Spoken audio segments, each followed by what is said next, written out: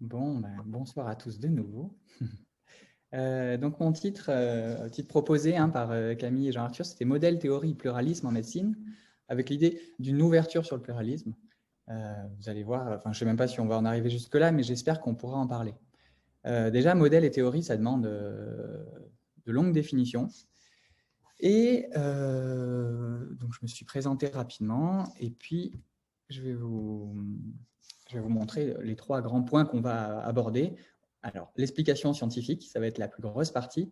Et puis, on va essayer de prendre deux voies. Donc, je vous ai mis le mont Kailash, le mont Saint des bouddhistes pour trouver quelle voie sera la vôtre et quelle voie serait la meilleure. Est-ce que c'est la voie de la réduction ou la voie du pluralisme? Et bien sûr, qui ne sont pas exclus et qui dépendent des chercheurs, des questions, des pistes qu'on peut ouvrir. Donc, là, vous l'avez compris, c'est vraiment, je prends une casquette de philosophe des sciences. Donc, vous allez voir un petit peu ce que peut dire la philosophie des sciences sur la santé et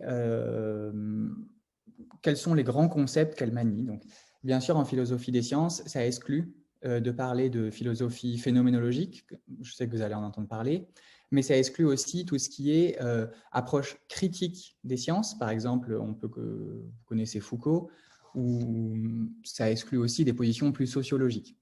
Là, on va vraiment aborder la philosophie des sciences selon, on va dire, l'épistémologie et globalement sur une analyse des concepts. Qu'est-ce que c'est les concepts que manie la philosophie des sciences et comment ils s'appliquent à la santé? Bon, tout ça, c'est bien abstrait, donc on va rentrer un petit peu dans le détail.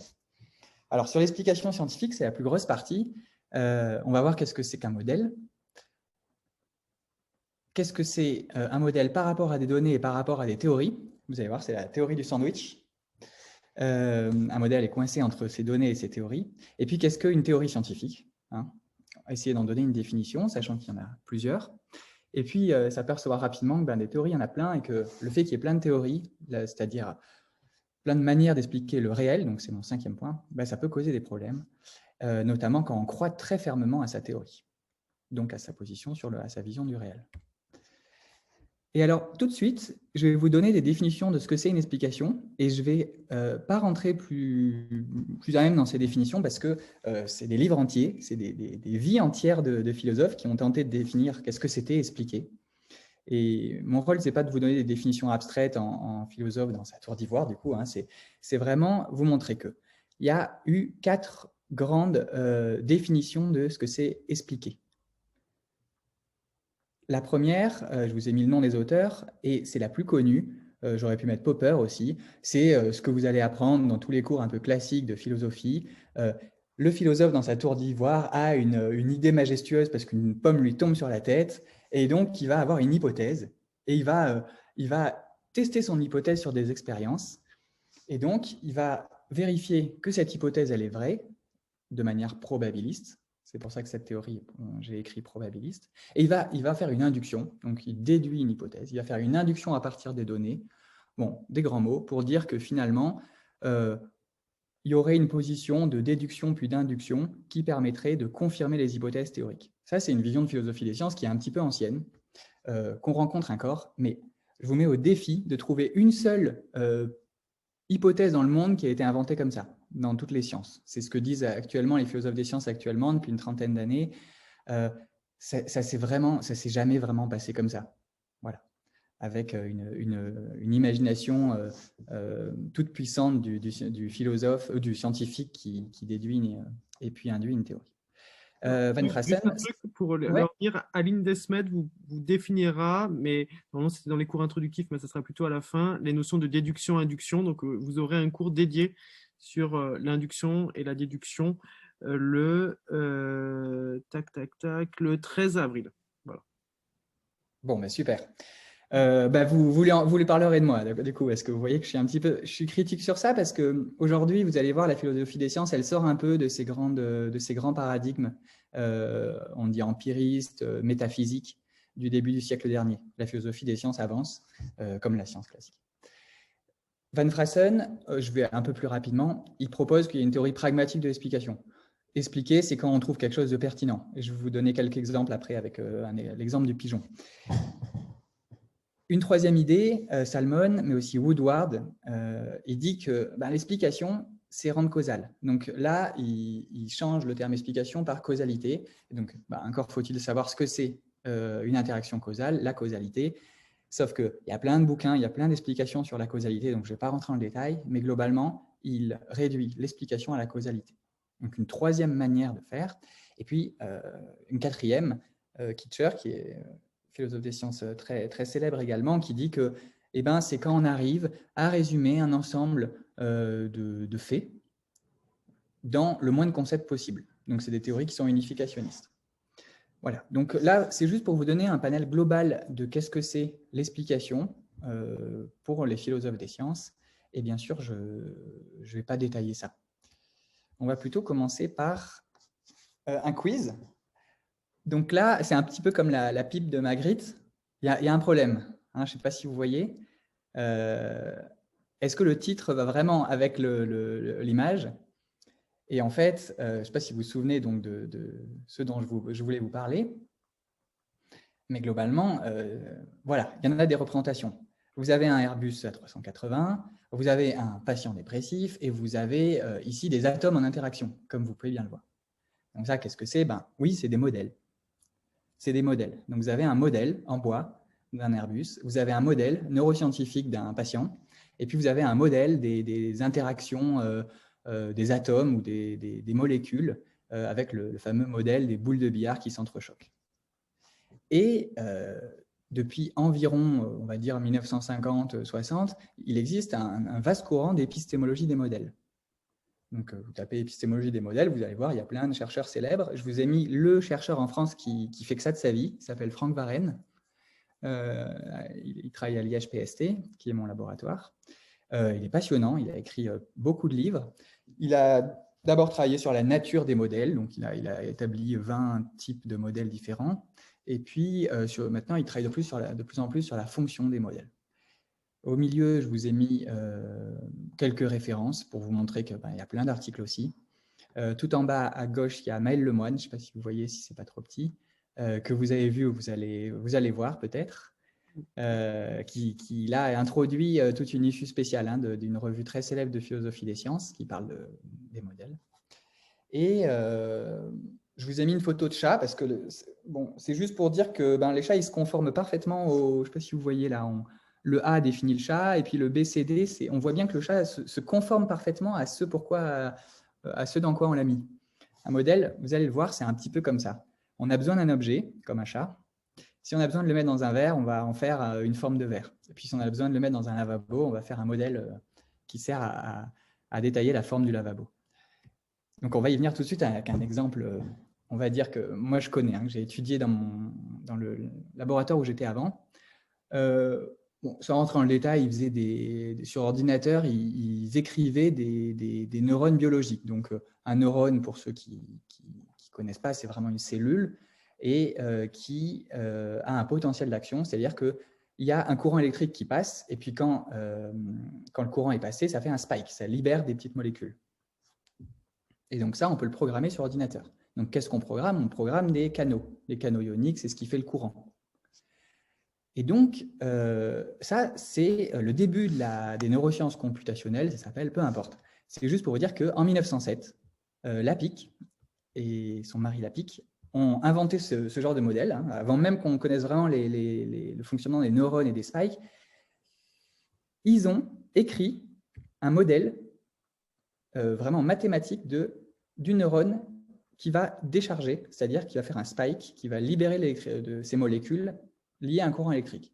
Donc 1907, vous avez là dans cette équation un neurone informatique. Donc, je ne sais pas si c'est clair, mais globalement, on met du courant, on met une résistance, c'est le R, on met une intensité. Vous savez, comme dans les cours de technologie au collège, là où on maniait je ne sais pas si vous avez eu ça, mais bon, on maniait des petites cartes imprimées, et puis il y avait une résistance, une intensité. Et donc, Lapicque et Lapicque ont écrit ce modèle en 1907 pour montrer que les neurones marchaient comme ça. Et quand on en met deux comme ça, d'équations, ça fait 2 neurones connectés. Et puis quand on en met 100 milliards, ça fait un cerveau. Et c'est ce qui se passe en ce moment dans les projets internationaux avec le Virtual Brain et le Human Brain Project. On met des équations comme ça en interaction et on reproduit le comportement. Et donc là, vous voyez, je vous ai mis un petit dessin d'avion parce qu'on a reproduit le comportement d'un neurone, le comportement d'un avion. Le problème, c'est que quand on fait un modèle comme ça, donc vous voyez que c'est un modèle mathématique hein, qui est tout simple, il y a du voltage et de la résistance et de l'intensité, et ben, ce n'est pas très plausible biologiquement. On n'a pas mis tous les canaux ioniques qui permettent de faire passer le courant électrique dans un neurone. Canaux ioniques, c'est le sodium, le potassium, il y en a plein. En fait, il y en aurait même des centaines et on ne peut pas tous les écrire. Donc, le problème, c'est que quand on fait ça, on n'est pas très plausible. On n'est pas très crédible avec le vrai neurone. Et donc, 1952, Hodgkin et Huxley, ils ont pris un calmar, et un calmar parce que c'est un axone géant, hein, donc c'est super connu. Hein, tous les articles commencent comme ça. Hodgkin et Huxley ont pris l'axone géant de calmar et pas l'axone de calmar géant, comme je l'ai écrit dans mon mémoire. Et du coup, là, le neurone, on voit qu'il est un peu plus compliqué. Équation différentielle toujours, mais on voit qu'il y a plus de paramètres, il y en a 4. Pour trouver la solution de ces équations, c'est beaucoup plus compliqué. Les calculs sont beaucoup plus complexes. Et donc, vous le comprenez, on n'est plus plausible biologiquement. C'est-à-dire que je vous ai mis l'avion en bois, il ressemble un peu plus au vrai avion. On a essayé de lui mettre des ailes, on lui a mis des roues. Donc, ça ressemble plus au vrai avion. Donc là, vous voyez que dans ce modèle de neurones informatique, eh bien, ça ressemble plus aux neurones biologiques. Il y a des problèmes, peut-être que vous vous en doutez. Hein, quand on commence à complexifier, à mettre plein de paramètres dans un modèle, on ne s'en sort pas. Donc là, globalement, les chercheurs, ils ne s'en sortent pas parce que trop de paramètres, c'est trop de temps de calcul. C'est beaucoup trop complexe et trop lourd et trop cher pour calculer. Et puis, en fait, des fois, ça ne permet pas de prédire. Mieux vaut un truc tout simple qui reproduise un comportement, comme l'avion en papier qui vole, plutôt qu'un avion en bois qui s'écrase. On n'a pas reproduit le comportement. On a juste fait un bel avion, quoi. Alors, c'est vrai qu'on est plus plausible, ça ressemble plus. Et donc, en fait, tout l'enjeu des modèles, ça va être de savoir si on veut être plus réaliste, c'est-à-dire plus comme l'avion en bois, ou plus, on va dire, alors ça, le terme, ils utilisent le mot phénoménal, mais bon, phénoménologique, mais bon, c'est un faux ami, ou est-ce qu'on va plus reproduire le comportement? Est-ce qu'on veut plus reproduire la réalité ou plus reproduire le comportement? Et tout l'enjeu du scientifique, puisque ça, c'est le rôle du scientifique, ça va être de trouver un entre-deux entre réalisme et phénoménologie, on va dire. Des modèles, on en a partout. Hein. Là, vous voyez, j'ai mis le baiser de Rodin qui ressemble à un baiser, un peu plus que le baiser de Brancusi qui est, bon, on comprend, mais il y a une sorte d'esthétisme dans ces modèles-là. Après, c'est juste pour vous dire que, pour introduire la partie suivante, globalement, on n'a jamais de modèle parfait, mais ce n'est pas ça qui est important, et on a besoin de modèles. Et donc, on en a besoin, et c'est même tout ce qu'a le scientifique entre les mains, voire même toute personne qui au quotidien. C'est-à-dire, au quotidien, en fait, je ne vais pas dire tout est modèle parce que je serais un petit peu réductionniste, mais presque, vous allez le comprendre. Je ne sais pas qui connaît le sandwich philosophal de la science. Non, personne. C'est moi qui l'ai inventé. Donc. Alors, en gros, là, vous avez... Voilà. L'idée, c'est que je vais vous montrer le sandwich après. Mais globalement, vous avez des données. Données, c'est ce que manie tout scientifique, ou on va dire tout scientifique, c'est l'entité élémentaire. Par exemple, je vous ai donné l'exemple du canal ionique. Donc, un petit canal qui fait rentrer du potassium ou fait sortir du calcium. Donc, je vous donne l'exemple d'un arbre, ou de Jean, ou de Paul. Un modèle, c'est ce qui va permettre de structurer cette réalité, de la représenter. Et en fait, en science, ça peut ressembler à, par exemple, une souris, un modèle animal. Et puis, c'est quand on va mettre plusieurs canaux ioniques ensemble, pour vraiment les étudier, en fait, on va les étudier dans la souris. Quand on va mettre plusieurs arbres ensemble, ça va faire une forêt. Et donc, on va avoir une structuration. Par exemple, Jean et Paul, on va les relier par un lien. Jean, frère de Paul. Le modèle, c'est en fait... C'est ce que vous avez eu avec mon cours pour la data, un peu, et c'est un peu ce que vous avez introduit, Mathieu Gaiman, sur la corrélation, par exemple, ou le petit p qui permet de faire des statistiques, quoi. Exactement. Si on prend l'exemple des statistiques, finalement, les données, ça serait juste des chiffres avec des opérateurs de calcul, des plus, des moins, des fois, qui seraient dispersés comme ça dans la nature. Imaginez vraiment un chaos de données qui n'a aucune utilité, et c'est ce qui se passe avec le big data. On a un chaos de données dans tous les sens. L'important, c'est pour faire émerger du sens, il va falloir structurer ça. Moi, par exemple, quand je pense à cette structure, je pense à un réseau. Donc, je vois des petits points qui sont reliés par des traits Mais bon, toute équation mathématique, toute forêt est reliée par un ensemble alors, je ne vais pas m'avancer sur la diapo suivante, mais est reliée ensemble. Et donc, la théorie, c'est quelque chose qu'on ne voit pas non plus, mais c'est ce qui permet de relier ensemble ces différentes données. Et donc, en fait, si vous voulez, une théorie, c'est des lois et des propositions. On va en parler juste après. Les lois comprennent les hypothèses, les postulats, les axiomes, je ne rentre pas dans le détail. Et globalement, c'est une forme, une façon d'approcher les choses. Par exemple, vous avez une certaine théorie de la forêt. Pour vous, une forêt, vous fermez les yeux, vous imaginez une forêt, c'est plutôt comme ça. J'imagine que, je ne sais pas, une personne qui vit en Afrique va avoir une autre représentation de la forêt. Vous avez des théories de la forêt qui sont différentes. Là, je vous donne des exemples non scientifiques. Vous imaginez bien, prenez votre champ scientifique, chacun a une théorie pour expliquer sa science. Par exemple, nous, en psychiatrie, on pourrait dire on a une théorie psychanalytique et puis on a des théories qui sont beaucoup plus biologiques, voilà, pour vraiment simplifier. Et l'idée, c'est que là, la théorie avec l'exemple de Jean, de Paul, c'est en fait ce qui va permettre de dire que Jean et Paul, ils sont frères parce que, vous voyez, il y a le parce que, ils ont la même mère. Peut-être un petit peu compliqué avec cet exemple. Globalement, cette diapositive, c'est vraiment pour insister sur ça. On a accès au modèle, qui est au centre, on va dire, et puis les données et les théories, on n'y a pas vraiment accès. Je ne vais pas rentrer en détail de pourquoi on n'a pas accès aux données, mais on ne regarde jamais les données de manière pure. On les regarde toujours à travers des modèles ou toujours à travers des théories, en fonction de comment on appelle une théorie en modèle. Et on n'a pas accès aux théories parce que c'est une théorie, c'est juste des lois, mais on va dire imaginaires de l'esprit. Ce que manie le scientifique, c'est des modèles. Voilà. Alors quand même, on va essayer de parler de la théorie parce que dans le sheet de Tokazer 2020 sur le truc. Ah, non, je croyais qu'on me parlait. Une théorie, c'est quand même important de savoir ce que c'est.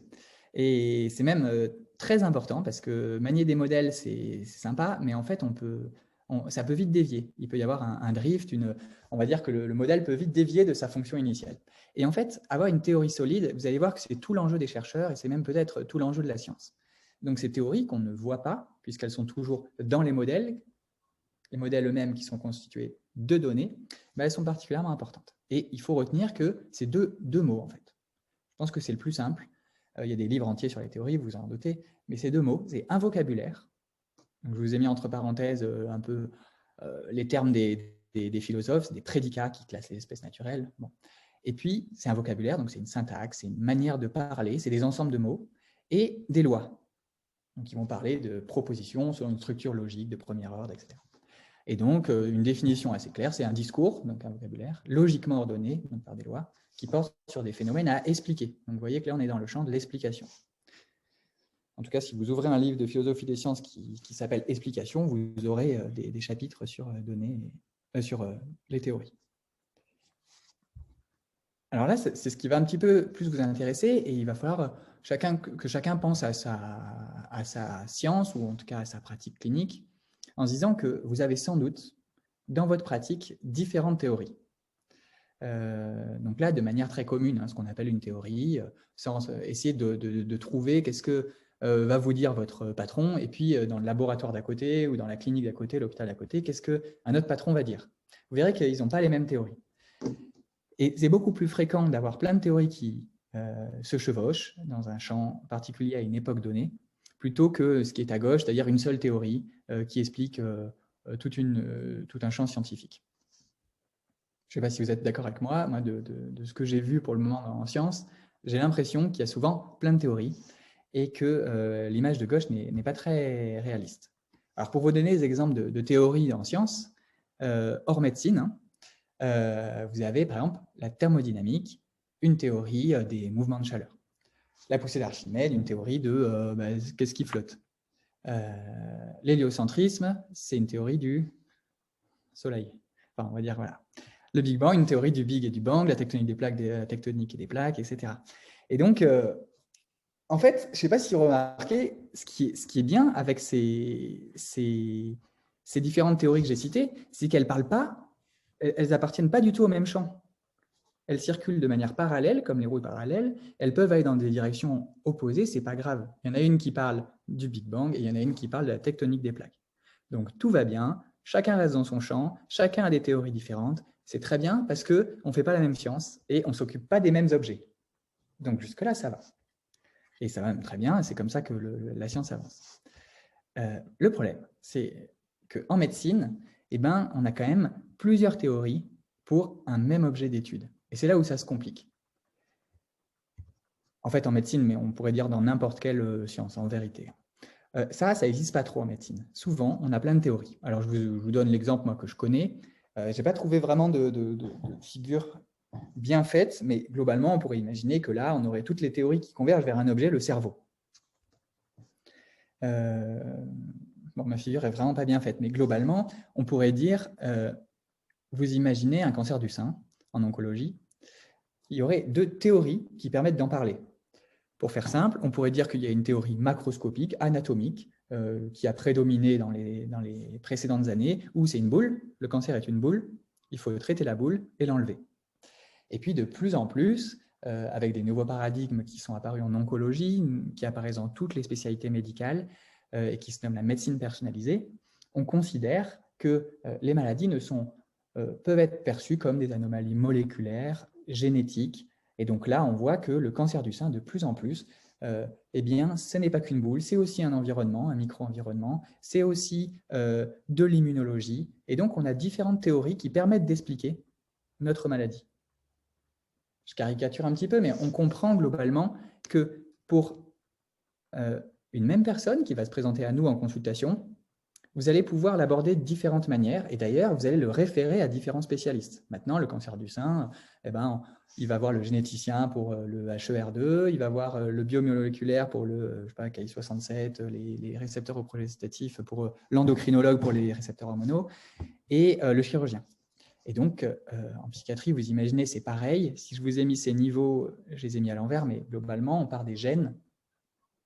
On peut expliquer la maladie psychiatrique, en gros, par les gènes. On peut l'expliquer par les molécules, les neurotransmetteurs. On peut l'expliquer par les connexions dans le cerveau. Et donc, en fait, à chaque fois, on va avoir un laboratoire avec des chercheurs qui vont vous dire la maladie psychiatrique, c'est ces gènes qui dysfonctionnent, c'est ces molécules qui dysfonctionnent, c'est ces anomalies morphologiques. Bon. Bon, ça c'est si j'avais le temps de vous dire qu'il y a des disciplines qui se chevauchent comme ça avec la sociologie qui va vous dire que c'est une psychologie appliquée, etc., jusqu'au mathématicien qui va vous dire bon, c'est moi qui ai raison. Et on voit que petit à petit, on progresse avec une sorte de hiérarchie des disciplines scientifiques. Là, je vous l'ai expliqué avec la génétique, la molécule et la tumeur, mais on a toujours un unique objet qui est ce cancer. On ne sait pas trop comment le définir. Et en fait, c'est cette question-là qui paraît importante et qui a, en fait, on peut retracer toute l'histoire de la philosophie des sciences à travers cette question. On a plein de théories. Qu'est-ce qu'elles peuvent dire de l'objet qu'elles étudient? Est-ce qu'elles nous donnent une image unifiée du monde ou est-ce que c'est un chaos désordonné de théories? Et en fait, cette question, elle est même plus qu'importante puisqu'elle a donné naissance à la philosophie actuelle, philosophie analytique actuelle. C'était la question du cercle de Vienne. Alors, je ne sais pas s'il y en a qui en ont déjà entendu parler. Cercle de Vienne, c'est vraiment le manifeste, le mouvement fondateur le plus essentiel de tout le courant de philosophie analytique, donc globalement de la philosophie des sciences, qui était donc on va dire à Vienne, avec des gens comme vous l'avez dans les noms, Carnap, Neurath et Schlick notamment, Wittgenstein qui était dedans. Et ensuite, il y a eu plein de noms qu'on connaît plus. Popper, vous savez, qui a fait le principe de réfutabilité. Quine, bon, je ne vais pas vous les citer, mais globalement, le cercle de Vienne, c'est un courant philosophique qui est apparu au début de 1900 et qui a dit, bon, repartons des bases. Si on veut expliquer la science, il nous faut des bases concrètes. Donc, c'est un courant qu'on dit empiriste. Ils partent de choses concrètes. Ils mettent de côté tout ce qui est métaphysique, c'est-à-dire réflexion en l'air, comme je vous disais, du philosophe dans sa tour d'ivoire. Ils partent vraiment de qu'est-ce qu'on fait en science, comment on va définir nos objets scientifiques et comment on va analyser ces concepts décrits dans la science.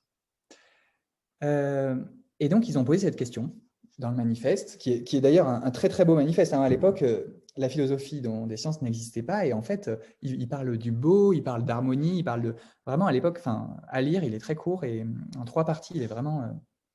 je ne dis pas qu'il est très clair, mais il est très intéressant.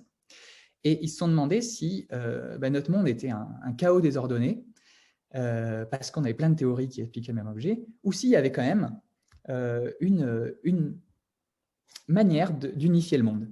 Et cette question de l'unification du monde, ça a été leur principale question. Alors globalement, là, ce que je voulais vous expliquer, le scientifique, il explique ce qu'il y a dans le monde, il fait de l'épistémologie, comme M. Jourdain, qu'il le veuille ou pas, il fait de l'épistémologie. C'est-à-dire que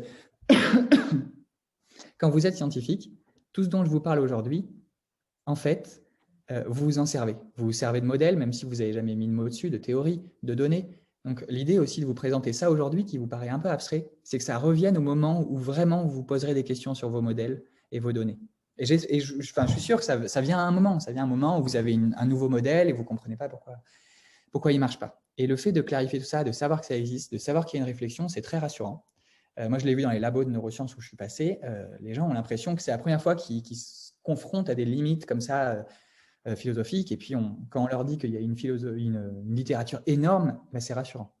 Donc voilà, je vous le dis en avance. Le rôle des scientifiques, c'est d'expliquer, mais c'est en fait aussi faire de l'épistémologie, c'est-à-dire de confronter différentes théories. Et vous prenez votre patron là, son rôle principal, c'est plus du tout de construire un modèle, de faire un schéma d'avion, d'écrire une équation. C'est de défendre sa théorie dans le champ scientifique, parce qu'il y en a plein qui sont en confrontation et il va la défendre. Et le rôle d'un patron, c'est ça. C'est d'être un épistémologue qui va dire pourquoi ma théorie elle est mieux, parce que… Voilà. Et donc, on ne fait pas que tenir un discours justifié des phénomènes observables, on met en avant sa théorie. Le problème, c'est que… C'est le directeur de laboratoire, pardon. Quand tu dis patron. Oui, je ne sais pas. Oui. Ouais, c'est ça. De laboratoire. Ouais.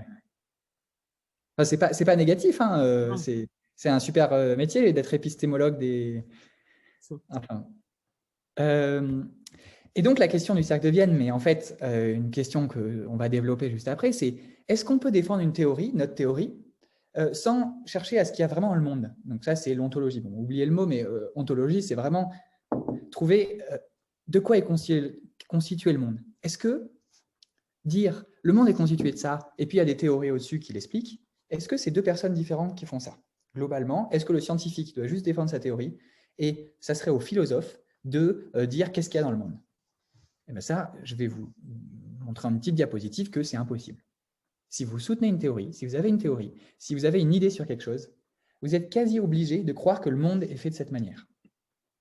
Est-ce qu'on peut faire juste une pause pour voir s'il y a des questions? Et moi, j'aimerais mettre une explication, parce que la dernière fois, pour les datas, j'avais pris l'exemple d'un questionnaire de dépression. Ouais. Donc, on peut se demander si la dépression existe vraiment. Ça, c'est une question ontologique. Est-ce que l'objet dépression en tant que maladie existe au même titre qu'une tumeur? Et ça, on verra, on en rediscutera plus tard dans un autre cours que je vous ferai. Mais donc, les questions ontologiques, c'est la dépression existe-t-elle vraiment? Comme le serait un chien ou un chat, puisqu'on a parlé de chat, ou un crocodile. Voilà, c'est la maman qui mange le crocodile. Ça, parce qu'il y a la théorie psychanalytique qui dit, en fait, quand on est déprimé, c'est que la maman crocodile, elle mange ton désir interne. Ça, c'est une théorie. C'est une vision de ce que serait la dépression. Et puis une autre théorie, c'est de dire c'est un déficit en sérotonine.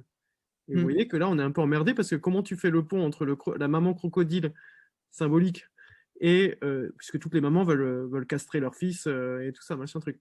Bon. Et la déficit en sérotonine, on est un peu embêté.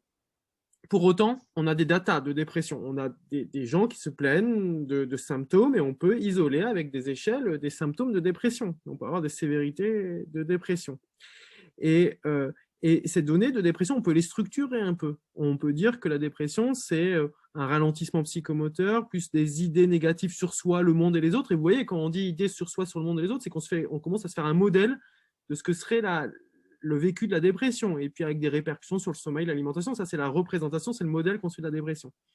Et donc, on est là face à ces couches, les datas, on peut mesurer les gens avec des dépressions, mais on se fait une représentation de ce que globalement la dépression, puis après, la théorie ben là, on est très hétérogène sur la théorie au point de se demander du coup si la dépression existe vraiment ou pas. Ça va comme résumé par rapport à l'exemple de quelque chose comme la dépression ou pas? Et est-ce qu'il y a des questions du coup parmi vous sur tout ça? Est-ce que c'est clair pour le moment? Ouais, c'est vrai que ça peut être complexe, hein, mais surtout là, les rapports entre… Bon, modèles, vous avez vu que je suis un peu passé parce que je vous laisserai regarder l'épistémologie des modèles. Et là, on va être plus sur 2 diapositives entre théorie et ontologie. Donc, ontologie, je l'ai mis en parenthèse, c'est la réalité. C'est ce que dit Jean Arthur, c'est l'entité dépression, qu'est-ce que c'est? Alors, la réalité d'une baleine, en effet, c'est une baleine, c'est facile. Ça se distingue je sais pas, d'une algue marine, même si c'est dans l'eau, vous voyez. Par contre, entre un patient anxieux et un patient dépressif, enfin, entre la dépression et l'anxiété, ça se distingue beaucoup moins. Vous voyez, c'est très siamois, quoi. Enfin, y a du mal, on a du mal à découper la nature à ses articulations pour beaucoup de disciplines médicales et notamment en psychiatrie. Mais même la baleine, hein, j'ai écouté là, les trucs sur l'évolution. Quand Darwin se confrontait aux pinsons des îles et quand il voulait délimiter des espèces de pinsons, ce qui différenciait deux pinsons, c'était compliqué quand même, hein. C'est-à-dire que déjà délimiter des espèces, c'est-à-dire différencier une baleine d'un dauphin, ça va encore, mais d'une baleine d'un orque, ça devient compliqué. Et d'une baleine à bosse, d'une baleine je sais pas quoi, mais là, vous commencez à avoir des difficultés d'essence. Parce qu'il y a une différence de nature entre ces deux baleines, quoi. Et en fait, savoir combien il existe d'espèces de baleines dans le monde, c'est un peu compliqué, en fait. En fait, ce qui est passionnant avec ce genre de remarque, c'est que en psychiatrie, c'est évident qu'on ne sait pas. C'est ça que je voulais te dire. En fait, quand on creuse l'oncologie, ou en fait n'importe quelle science, ou la science des baleines, je ne sais pas comment ça s'appelle, la baleinologie, en fait, on s'aperçoit qu'on s'est mépris pendant des années en croyant qu'on savait. En fait, c'est beaucoup plus complexe. L'exemple du cancer tout à l'heure, ça illustre bien qu'en médecine, pendant des années, on a cru qu'enlever la boule, ça permettrait de guérir du cancer. J'exagère, mais globalement, de plus en plus, on se rend compte que le cancer, c'est presque en train de devenir un trouble du développement. C'est-à-dire qu'on est avec son cancer, on vit avec son cancer, et ça évolue depuis qu'on est petit, en fait. Là, quand je parle avec les oncologues, en fait, ils vont vers une théorie, plus du tout de l'apparition de la boule à un moment donné, mais de quelque chose qui serait apparu des années avant, qui serait à minima, qui évoluerait un peu comme un trouble psychiatrique, hein, et qu'on ne verrait qu'à la fin du processus. Et en fait, on se rend compte qu'il peut y avoir, sur des phénomènes qui apparaissent très simples, de nombreuses théories, sauf qu'elles étaient plus dissimulées. Et donc moi, ce que vraiment je soutiens, c'est qu'en fait, la psychiatrie, qui est une discipline complexe en apparence, eh bien, elle peut aider ces disciplines parce qu'elle a raffiné ses méthodes. Bon, c'était une petite parenthèse, mais globalement, la psychiatrie, elle a plein de moyens de parler, de faire ces différences entre qu'est-ce que c'est un patient anxieux, un patient dépressif. Elle a beaucoup réfléchi sur ça. Elle a développé toute une philosophie de la psychiatrie et qui n'est pas encore appliquée dans les autres disciplines médicales qui vont en avoir besoin. Et ce qui est intéressant, ce que tu disais tout à l'heure, c'est que quand vous allez aller dans les laboratoires, généralement, les chercheurs vont faire comme si c'était évident. Comme si il était évident de récupérer des datas. Ils vont dire c'est rigoureux, il faut faire attention, la précision, machin. Mais ils vont dire, une fois que vous avez la méthode rigoureuse, c'est bon, ils vont faire comme si leur modèle était évident, comme si leur théorie était là et que c'était le réel qui manipulait avec leur théorie. Et vous allez aller dans une animalerie et ils vont dire rapidement, ah mais ça c'est des souris déprimées. Et puis en fait, quand vous allez échanger avec eux, voir, ils vont finir par dire, ah mais non, mais ça c'est un modèle de dépression au travers la souris que j'ai mis dans un milieu particulier et que j'ai modifié de telle façon pour que ça me donne la possibilité d'avoir un modèle vivant de la dépression. Et là, du coup, tu leur dis, bah alors si c'est pas la dépression, c'est quoi? Ah oui, mais non, mais c'est comme si, en fait, et tout, parce que, en fait, comme j'analyse la dépression par la voie de signalisation, je sais pas, fronto-limbique, impliquant la sérotonine, ben, j'ai eu besoin de ce modèle pour pouvoir expliquer cette théorie. Et là, vous allez dire, ah ouais, non, mais c'est pas la dépression alors que tu étudies dedans. Non, mais pas vraiment, mais quand même. Et des fois, il faut pas les pousser trop loin parce que vous avez deux réactions. Soit ils disent, non, mais c'est bon, écoute, concentre-toi sur ton master parce que c'est bon. Ou certains, et c'est ceux qu'on fait venir dans cette UER, vont dire, bon, ben oui, c'est vrai, c'est un sujet et il faut faire un peu d'épistémologie quand on fait de la science. Et finalement, c'est beaucoup plus rassurant au final parce que ça permet de se rendre compte que ce qui va de soi ne va pas forcément de soi, mais que pour autant, c'est important de le prendre à bras-le-corps. Et c'est vrai qu'en t'écoutant, je me dis, c'est compliqué de comprendre la différence entre modèle et théorie. Première chose, pour vous en sortir, n'oubliez pas, la théorie, c'est un vocabulaire et des lois. Si vous retenez 2 mots, vous allez peut-être vous en sortir en vous disant, voilà, quand on me parle de modèle de souris, elle est où ma théorie? Ma théorie, c'est que vous avez plein de souris dans votre laboratoire. Votre théorie, c'est que ce que vous allez expliquer à travers votre modèle de souris, c'est un ensemble de lois, donc un ensemble de lois et de vocabulaire. C'est-à-dire que vous avez une certaine façon de concevoir, par exemple, la dépression à travers les souris. Vous avez une façon de concevoir la dépression à travers un modèle mathématique, ça va être un autre laboratoire. Cet autre laboratoire, il aura d'autres lois, par exemple des plus et des moins entre des canaux ioniques, et il aura un autre vocabulaire. Il va vous parler de codage prédictif bayésien, alors que vous allez à la porte d'en face, avec ses modèles de souris, il va avoir un vocabulaire de petite souris blanche, KO 0, je ne sais pas quoi, et de loi qui va être de si on annule ce récepteur, ça va faire ceci, cela. Voilà, donc l'idée, c'est que le modèle, le scientifique, il sait que ce n'est pas vrai. Il sait que c'est une représentation de la réalité. C'est la définition d'un modèle, une représentation. La théorie, il va y croire. Il va croire fortement que ce qu'il explique à travers ses lois et son vocabulaire, c'est ça la réalité. Et c'est ce que je vous montre dans cette diapositive, c'est que sa théorie, sa science, elle montre la réalité. Et en fait, c'est difficile de séparer, de dire j'ai une théorie sur quelque chose, sur le monde, sur la dépression, et de ne pas croire que le monde est fait comme ça. Je vais vous montrer juste après, ça va être un petit peu plus clair. Mais globalement, est-ce qu'on peut ne pas croire, on peut tenir un discours scientifique sans croire que le monde est fait d'une certaine manière? Alors oui, je vous donne des contre-exemples du coup, pour que vous compreniez un peu ça. Quand on fait de la fiction, alors on peut faire de la science-fiction, enfin, non, on peut faire de la science de la fiction, donc notamment le théoricien de cette science le plus connu, c'est Umberto Eco. Alors vous l'avez peut-être lu pour autre chose, mais c'est un des plus grands sémioticiens.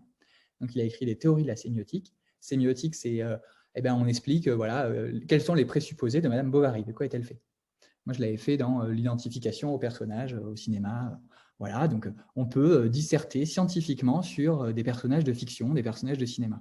Et ça, on n'est pas obligé de croire que ça existe dans le monde. Donc on parle de théorie, enfin pas vraiment de théorie, on parle de fiction, pardon. On parle de fiction et on ne croit pas que ça existe dans le monde. Et donc le deuxième exemple, c'est les modèles. Les modèles, vous l'avez compris, c'est des fictions du monde. On pourrait l'appeler comme ça. Ronald Gier, qui est un philosophe connu, il a écrit un livre entier sur pourquoi le modèle est une fiction du monde. C'est une idéalisation, une abstraction, une représentation du monde. Ça ne nécessite pas d'avoir un présupposé sur qu'est-ce que la dépression. Si vous maniez juste un modèle, on est d'accord que ce n'est pas vraiment que le baiser en pierre n'est pas un vrai baiser. Et on est d'accord. Par contre, troisième point, il y a des gens qui disent, troisième point, c'est les théories, ça nécessite de croire à son objet. J'ai changé mes 2 points là. Van Freysen, je l'ai rajouté après, mais globalement, on croit que la réalité est faite d'une certaine manière lorsque l'on soutient une théorie scientifique. Et ça a été démontré dans des livres, je vais vous le montrer juste après, mais les scientifiques, quand ils soutiennent une théorie, ils sont prêts à dire que leur théorie, elle est conforme à ce qui est dans la réalité, ce qui est dans le monde, donc à ce qu'on appelle l'ontologie. Donc, quand on a une théorie, ça nous engage à croire une certaine version du monde. Je vous redonne l'exemple de la psychanalyse.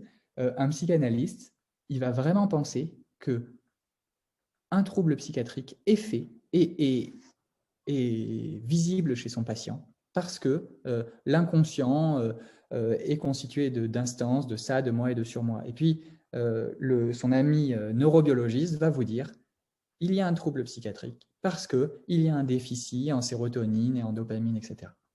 Et donc, ils vont dire, mais à travers ma théorie, je crois que la dépression, dans le monde, là vraiment, la dépression qu'on voit, elle est faite, elle est comme ça. Et c'est à travers notre théorie qu'on croit ça. Ce qui n'est pas le cas des fictions, ce qui n'est pas le cas des modèles.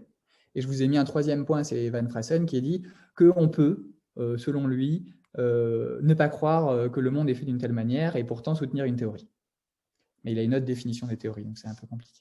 Je leur avais parlé dans mon cours du fait que c'était l'idée de la correspondance. C'est que, en fait, ce que je suis en train de dire, c'est que ça correspond au réel, quoi. C'est quasiment le réel, c'est un discours sur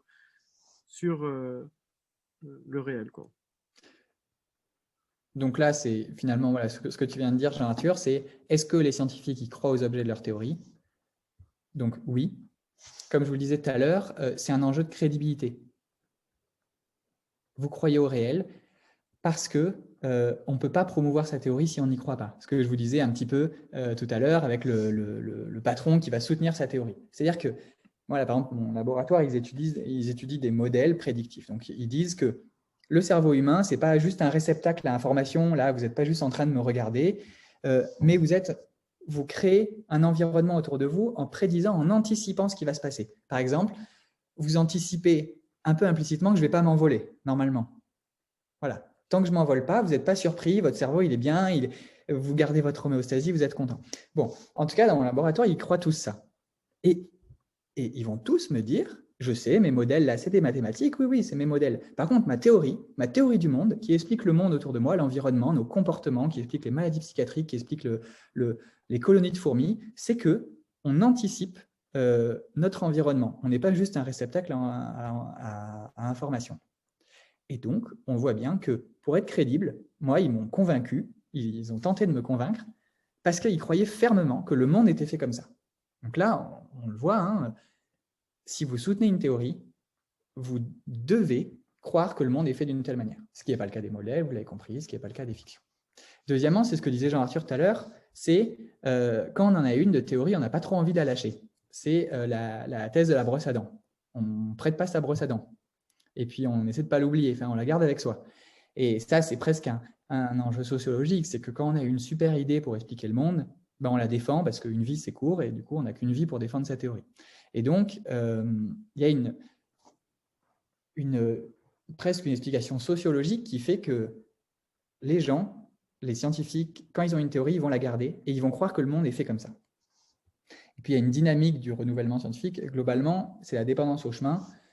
Dépendance au chemin, ça veut juste dire que lorsque vous avez une nouvelle théorie, vous n'êtes personne, vous n'avez pas de chef, vous n'avez pas de laboratoire, c'est très dur de la mettre en place. Par exemple, si Galilée n'avait pas connu les Médicis, il n'aurait jamais pu parler de sa théorie, en parler devant la cour, être promu, enfin être écouté. Et de la même manière, si vous n'avez pas de laboratoire, pas d'argent, vous n'allez pas pouvoir faire de modèle, vous n'allez pas pouvoir développer, publier, vous n'allez pas pouvoir promulguer votre théorie. Et finalement, il y a une dépendance au chemin qui a déjà été fait.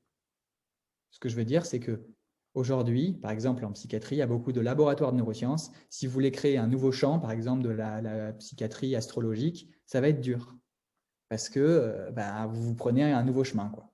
Donc voilà, une certaine dépendance au chemin qui ressemble un peu au problème de la brosse à dents. On ne veut pas quitter sa théorie et en fait, on ne peut pas. Donc, on s'attache à sa théorie très fermement. En fait, ces 2 diapos précédentes, là, on a un peu digressé, mais globalement, c'est juste pour vous dire que le scientifique, il sait que son modèle, il n'est pas vrai. Demandez autour de vous, ils vont vous dire, oui, je sais que c'est une souris, il n'y a pas de problème. Mais par contre, rares sont ceux qui ont compris que modèle et théorie, ce n'était pas vraiment pareil, et rares sont ceux qui vont vous dire, oui, mais en fait, le monde n'est pas du tout fait comme ça. Ils vont vous dire, non, ma théorie, j'y crois, le monde est fait comme ça. Modèle, ok, c'est qu'un modèle, on peut changer de souris, on prendra une bleue, une rouge, ça marchera quand même. Par contre, le monde est fait comme ça. Et là, ces 2 points vous le montrent, le scientifique y croit. Bon, ça va, mais on l'a vu tout à l'heure, il y a plein de chemins théoriques. À une époque, dans un contexte donné, vous avez plein de manières d'expliquer la science, avec tous ont un degré de justification. Le psychanalyste va, dans sa logique, vous expliquer que sa théorie, elle est mieux, et le neurobiologiste, dans sa logique, va expliquer que sa théorie, elle est mieux. Là, je répète, les théories, ça engage le scientifique à croire une version du monde, donc, vous l'avez compris. Et le problème, c'est que si chacun croit une théorie, donc chacun croit une version du monde, il y a donc plusieurs mondes. Voilà. Bon, on rentre vraiment dans des considérations philosophiques, mais finalement, ça pose quand même un gros problème qui, en fait, a secoué la philosophie des sciences entières là, depuis 1950. C'est qu'est-ce qu'on fait S'il y a une désunité des sciences, il y a une désunité du monde. Donc en fait, là, la table que j'ai, elle n'existe pas. Parce que si ma théorie de la table, c'est qu'elle est faite de bois, ça va, je tiens. Si je suis un physicien atomiste, je pense qu'elle est faite de vide et je ne tiens plus. Enfin, il y aurait plein de manières de voir le monde, donc plein de mondes différents. On commence à tomber dans des paradoxes qui ont été parfaitement décrits. C'est la question de l'unité ou de la pluralité des sciences. Le cercle de Vienne l'a largement développé. Et bon, c'était juste pour dire, c'est une citation de Moïnes, hein, c'est plus un supermarché chaotique qu'un bâtiment à la Bauhaus. Et globalement, ça c'est ce que je vous... Ouais, oui. Juste pour te dire qu'il y a une question de Marie dans le chat, il y a une remarque. Ouais. Ah, si tu vois le chat, tu veux que je te le dise? Yes. Marie dit, ouais, il semble compliqué de soutenir une théorie unique et de voir le monde qu'à travers un prisme unique. Donc, je trouve que c'est super intéressant parce que ça paraît évident comme ça, alors qu'on se rend compte vite dans le domaine de la recherche qu'on s'accroche à certaines choses. Donc, je laisse développer. Peut-être que Marie, elle anticipe l'évolution du cours, du coup. J'avais envie de lui répondre par écrit, Marie, que probablement qu'on va garder cette question pour un tout petit peu évoluer parce que tu vas voir. Tu vas voir que, ouais, je ne sais pas si je la vois, Marie, non, je crois pas. Et parce que j'en vois certains, mais je ne vous dis pas qui. C'est le panoptique de Foucault, vous savez, vous êtes regardé, mais vous ne savez pas si vous l'êtes. Globalement, oui, bien sûr que, en fait, j'ai même orienté mon cours, mais Jean-Arthur, Camille, je sais qu'on pense tous comme ça, nous, scientifiques du XXIe siècle, mais aussi dans cette UER, dans cette manière de réfléchir, bien sûr qu'on n'adhère pas à une théorie bêtement. Il y en a plein des scientifiques qui y croient, là, comme je vous ai dit, qui croient fermement à la théorie. Mais j'ai essayé de vous expliquer pourquoi ils y croient. Ils y croient parce qu'ils sont obligés. Ils ont eu une seule brosse à dents. Ils sont obligés parce qu'ils ont un laboratoire à vendre. Ils sont obligés. Et peut-être un jour, ça vous arrivera d'être obligé de soutenir votre truc. Et au fond de vous, peut-être vous vous souviendrez qu'il peut y en avoir d'autres. N'empêche, vous allez voir par la suite du cours que la question de Marie, c'est difficile quand même. C'est difficile d'avoir plusieurs théories. Déjà parce que là, comme je suis en train de vous le montrer, il y a différents mondes. Bon, ça, vous allez me dire, c'est pas grave, c'est une question philosophique, je m'en fiche de croire qu'il y a plusieurs mondes. N'empêche, on ne peut pas trop séparer notre vision du monde et notre théorie, donc on a quand même plusieurs mondes. Et puis, c'est difficile d'essayer d'intégrer plusieurs théories, et c'est la dernière partie du cours qui s'appelle le pluralisme. C'est-à-dire qu'il va essayer de voir comment on peut mettre plusieurs théories ensemble. Et mettre plusieurs théories ensemble, c'est sympa, hein, c'est sympa à dire comme ça, parce qu'en fait, on dit qu'il faut être intégratif, il faut les mettre côte à côte. Mais vous ne faites rien quand vous faites soutenir deux théories, vous soutenez deux théories, c'est tout. Et vous n'avez pas une vision unifiée. Et vous allez voir que on va y venir petit à petit, mais globalement, là, on est sur l'idée qu'on a une théorie, on a une version du monde, et si deux personnes ont deux théories, par exemple, je crois que le monde est fait de substances ou le monde est fait d'états, comme dans la mécanique quantique, vous avez deux mondes différents. Et donc, comment on sort de ce paradoxe, on va dire? Donc, c'est une science dont vous êtes le héros, je vais vous proposer par la suite, alors on va prendre le temps qu'il faut pour en parler, mais vous avez deux solutions. Puisqu'une théorie correspond à un objet du monde, eh bien, vous allez trouver une structure cachée derrière ce désordre. Derrière toutes ces théories, vous allez essayer de trouver une structure. Vous allez être ce scientifique ou ce philosophe, mais enfin, vous l'avez compris, moi je différencie vraiment pas les deux. Ce scientifique qui va se poser la question de « je veux bien adhérer à différentes théories, mais tout ça, on va le mettre dans une boule, dans une case. » Une structure unifiée du monde, une structure cachée derrière ce désordre de théories, vous voyez, d'explications quantiques ou de substances, et on va trouver une structure comme ça unifiée. Alors, cette structure, elle peut ressembler à je sais pas, comment ça s'appelle la mécanique des cordes, là? Non, la théorie des cordes, pardon. Mais elle peut aussi elle peut ressembler à un cadre conceptuel qui dit, voilà, on a des concepts qui permettent d'unifier ça. Et puis une deuxième voie, qu'on verra après, donc ça c'est les deux autres parties du cours, c'est qu'on accepte de vivre dans le supermarché chaotique des théories. J'ai fait une petite faute. Donc deux voies. Donc Marie, on l'a senti dans sa question, elle a déjà pris la voie numéro 2, la voie du scientifique du XXIe siècle, mais qui n'était pas évidente. Et en fait, elle est tellement pas évidente que non seulement les scientifiques, mais les philosophes, pendant environ une cinquantaine d'années, ont plutôt pris la voie numéro 1. Ils ont cherché à trouver une structure cachée derrière cette pluralité de théories. Alors là, je vous ai juste mis une citation de Nelson Goodman qui a essayé de faire les deux. Il a dit, bon, bah, très bien, on va créer une manière de faire des mondes. Et en fait, il existe plusieurs mondes. Et il fait de la philosophie analytique. Hein. Ce n'est pas un farfelu qui a inventé des mondes, mais il vous dit, il y a plusieurs mondes. Pourquoi pas? On vit avec une pluralité de théories et on trouve une structure à tout ça. Bon, c'est vraiment anecdotique, mais il est passionnant parce qu'il a expliqué, il s'est attaché beaucoup à l'art.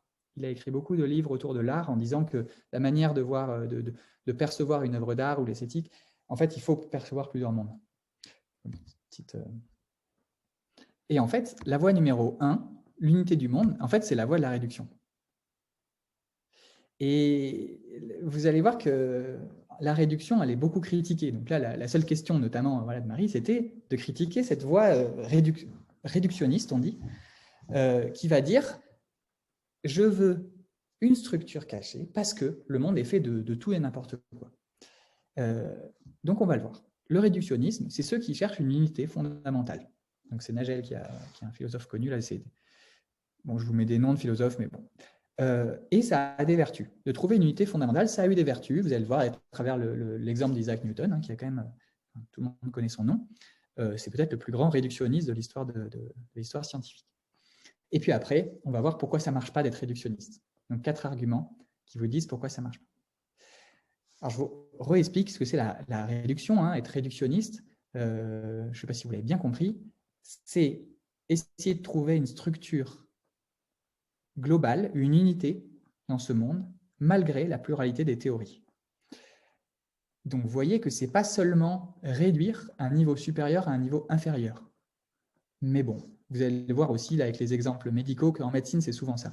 C'est-à-dire que vous avez des comportements et vous essayez de voir comment on peut en faire, on peut tous les expliquer par exemple, de la génétique. Donc, la voie de la réduction, une unité fondamentale des sciences derrière leur pluralité apparente. Et donc là, on va essayer de relier 2 théories. Donc, par exemple, vous avez un patient qui est connu pour être épileptique. Il a une maladie épileptique et il fait des crises convulsives. Il fait une crise convulsive devant vous-même. Qu'est-ce que vous allez dire? Bon, vous n'êtes pas un scientifique ou vous êtes un clinicien. Vous allez dire, il fait une crise convulsive.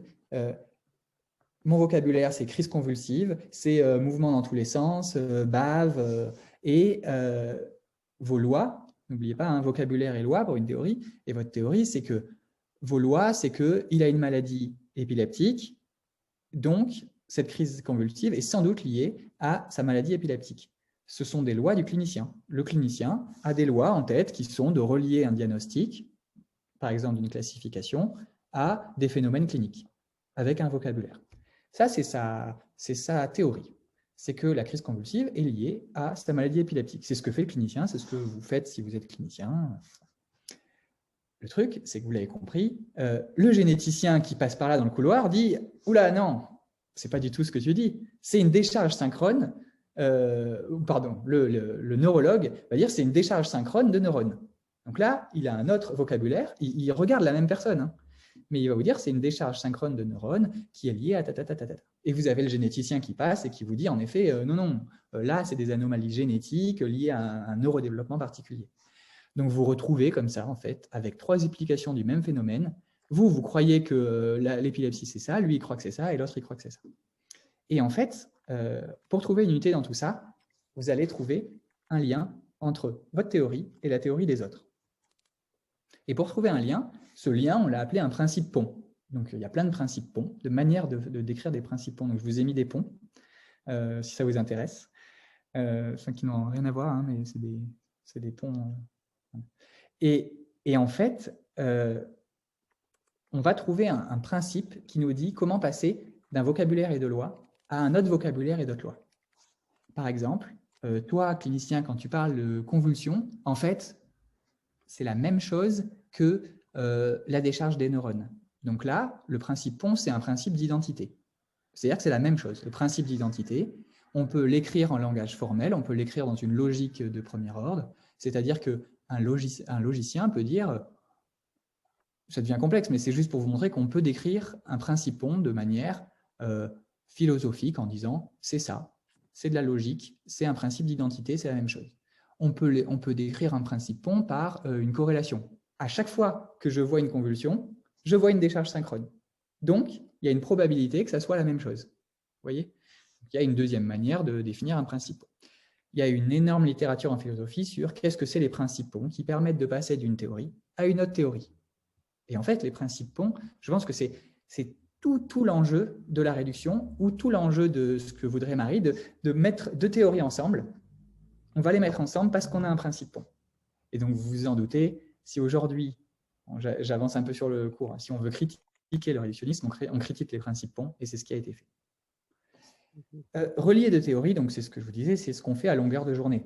Le scientifique, il le fait voilà, quand il veut aller un peu plus loin dans son explication. Si vous êtes en train de manger un pot de miel dans un pique-nique sous un arbre au soleil, il y a des abeilles autour de vous, votre compagnon se lève en se tenant la main, ça rougit, elle crie. Vous avez une explication du monde, vous avez une certaine manière de rapporter ce comportement de la personne qui court dans tous les sens avec la piqûre de la guêpe, la piqûre de l'abeille.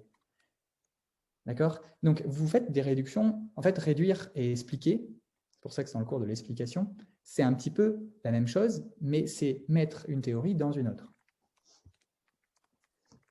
Bon, la voie de la réduction,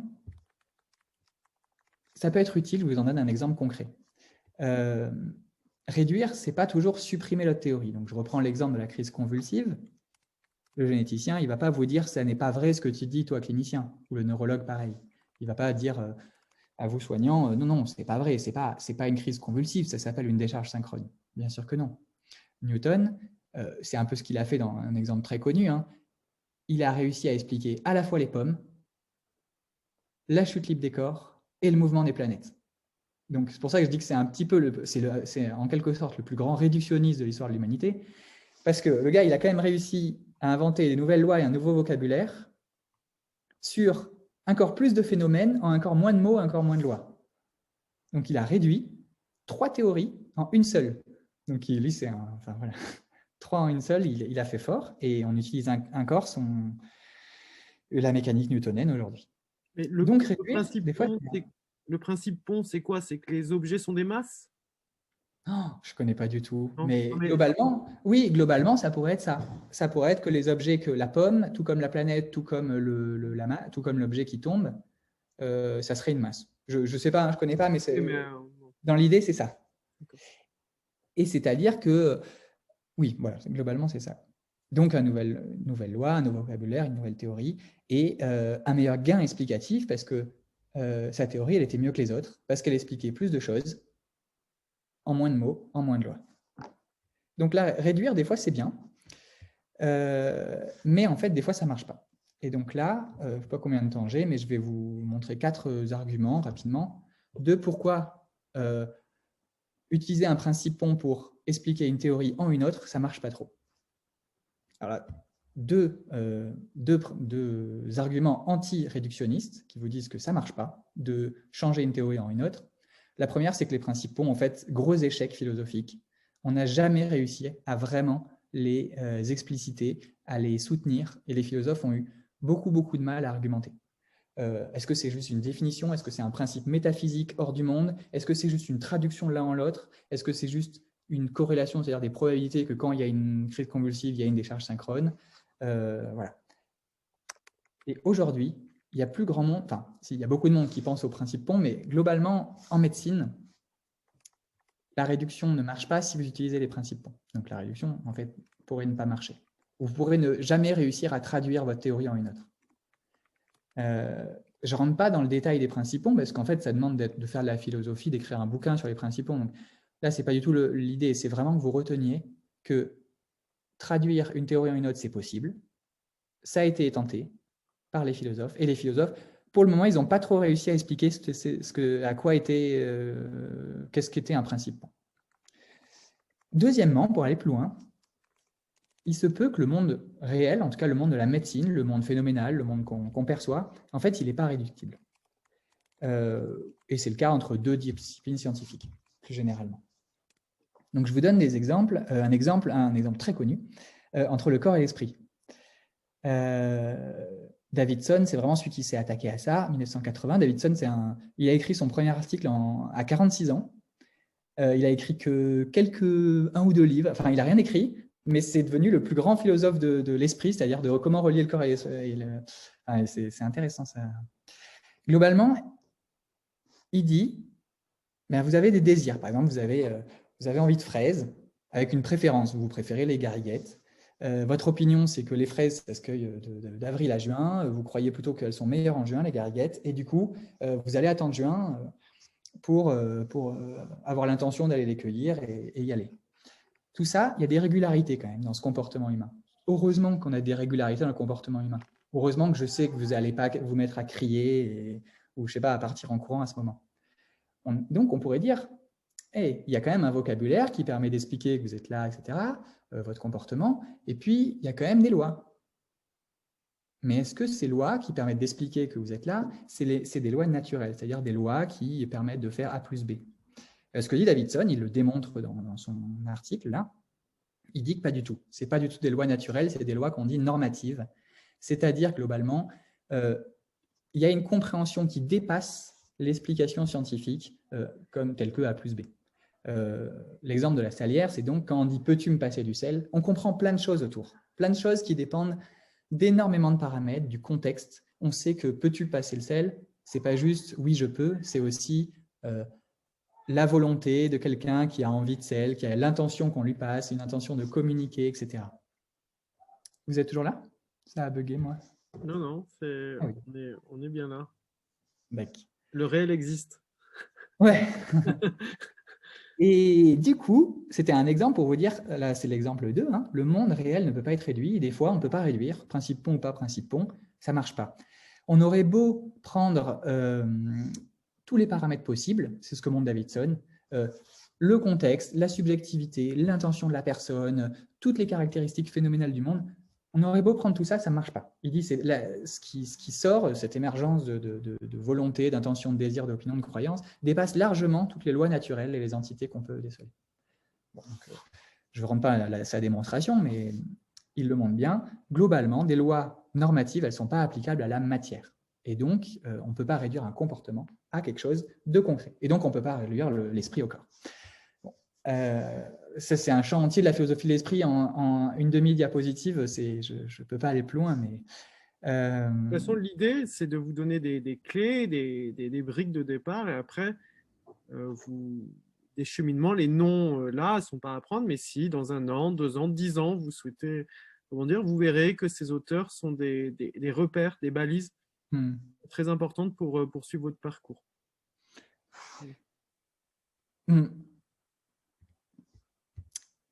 Je vous donne juste 2 arguments anti-réductionnistes, 2 autres. Donc là, Jerry Fodor, donc vraiment, là, je vous mets vraiment les auteurs les plus connus. Hein. Jerry Fodor, je l'ai mis les 2 photos jeunes et vieux parce qu'il n'a pas changé de lunettes, je trouve, non? Je ne sais pas. Il dit, mais en fait… Ouais, non le réel persiste.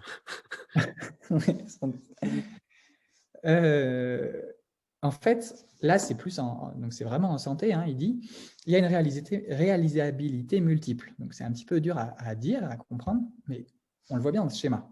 C'est que en fait, c'est jamais du 1 pour 1. C'est-à-dire que vous n'avez jamais une entité physique pour un comportement.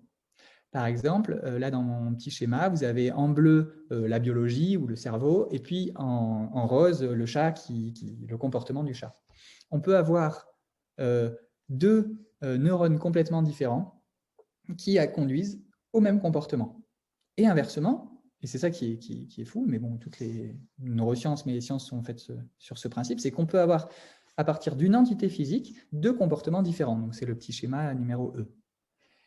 En fait, la réalisabilité multiple, elle a fait couler beaucoup d'encre également pour montrer que même si on trouvait des régularités entre le corps et l'esprit, même si on trouvait des principes ponts, de toute manière, on n'arriverait jamais à trouver une équivalence entre les 2.